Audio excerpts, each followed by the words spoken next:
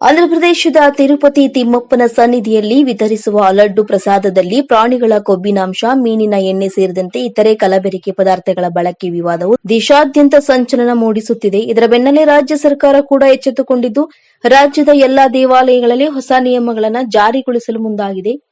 ಇನ್ನು ರಾಜ್ಯದಲ್ಲಿ ರಾಜ್ಯ ಧಾರ್ಮಿಕ ದತ್ತಿ ಇಲಾಖೆಗೆ ಒಳಪಡುವಂತಹ ಎಲ್ಲಾ ದೇವಸ್ಥಾನಗಳಲ್ಲಿ ಇನ್ನು ಮುಂದೆ ನಂದಿನಿ ತುಪ್ಪ ಮಾತ್ರವೇ ಬಳಸುವುದನ್ನು ಕಡ್ಡಾಯಗೊಳಿಸಿದೆ.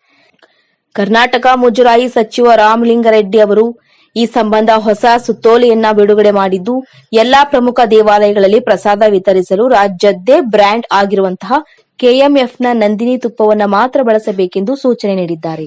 ಇದರೊಂದಿಗೆ ರಾಜ್ಯದ ಪ್ರಮುಖ ದೇವಾಲಯಗಳಲ್ಲಿ ವಿತರಿಸಲಾಗುವ ಪ್ರಸಾದದ ಪರೀಕ್ಷೆಯನ್ನ ಮಾಡಲು ಸಹ ಚಿಂತನೆ ನಡೆಸಿದ್ದಾರೆ ಎಂದು ವರದಿಯಾಗಿದೆ. ಸರ್ಕಾರದ ಈ ನಿರ್ಧಾರದಿಂದ ಪ್ರಸಾದದ ಗುಣಮಟ್ಟದ ನಿಯಂತ್ರಣ ಖಾತ್ರಿಗೊಳಿಸುತ್ತದೆ. ಇದರ ಜೊತೆಗೆ ರಾಜ್ಯದ ಆದಾಯವನ್ನು ಕೂಡ ಬೆಂಬಲಿಸಬಹುದು ಎಂದು ಹೇಳಲಾಗಿದೆ.